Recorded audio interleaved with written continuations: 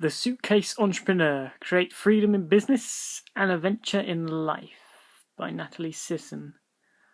So this is a book I started quite some while back. Essentially, this, in a nutshell, it's a book which teaches you how to ignite your entrepreneurial spirit, create an online business, and then go travelling while continue to run that business and reaping all the rewards of that business and helping others to do likewise. The book is basically just an overview of how Natalie Sisson herself did just this and became essentially the first suitcase entrepreneur. It's essentially what she's known as, and this is her brand and her business and how she continues to travel the world. And this book is basically that. It is just an overview of how she did it. So Act 1 is really just laying the context for her motivations to do it. So really exploring that entrepreneurial spirit that many people have in them. Act 2 is how she took that spirit and turned it into a workable business, a profitable business, and an ongoing business, and how she used various different online tools to achieve that. And finally, Act 3 is just the logistics and realities of becoming a successful digital nomad traveling the world.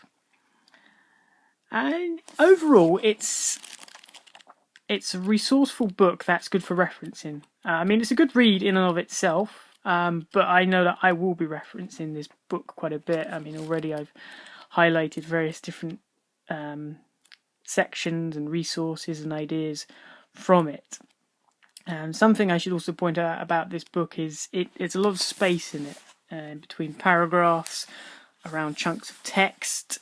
And this is hugely useful because you are able to go through and mark things out and leave notes, and it makes it easier as well when you come back later to reference it because it is split up, it's not all crammed together, so it is easy to find those points you're looking for that you would have read originally or seeking out from not actually having read it. It doesn't have an index, but it does have a directory of all the different resources that Natalie talks about in the book that will help you ignite your online business, etc., etc. But it doesn't have an index, but that's not too much of a problem. If you want to find something after reading it, then it's just a case of going back to the contents page, finding the relevant chapter. So if I was talking about how to use social media as my marketing, sales and customer service team, I would go to that chapter 139, and then because it's all split up, what I was looking for, and because I've annotated it as well, it would be quite easy for me to find again.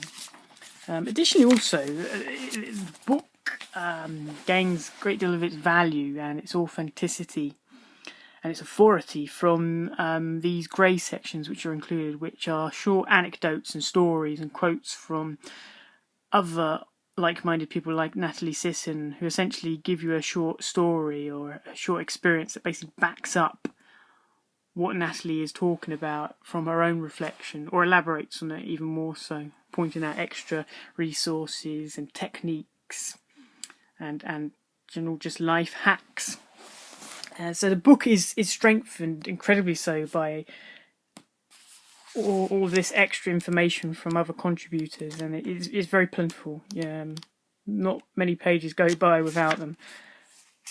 So you are just getting constant knowledge, constant resources, and as I've done, I would recommend you annotate it, keep notes, make notes, and go back and reference it, and keep referencing it until you have achieved everything this book enables you to achieve, if indeed that is what you want. Also, I think even if you didn't want to become a travelling entrepreneur, if you were just to read the first two sections of the book, you'd certainly be better off for doing it. So overall, it's a very good read, and I can vouch for Natalie Sisson because I do listen to her podcast. Again, The Suitcase Entrepreneur, it's called, and on it she talks about her experiences while travelling, while trying to run a business, and that's actually the reason I invested in this book, because that was knowledge I wanted to have, I wanted to utilise, and I needed it all packaged together into one resource that I could come back to and reference. Hence why I invested in a copy. You can also get this in ebook form. I think she recommends getting it in ebook form, possibly because she updates it. Although I could be wrong, I could be getting mixed up. But you can get it in ebook form as well. But I wanted a print version so I can annotate it. So overall, a very invigorating, very passionate, and very, very useful resource, and certainly one I am going to be utilising completely so. Highly recommend this book.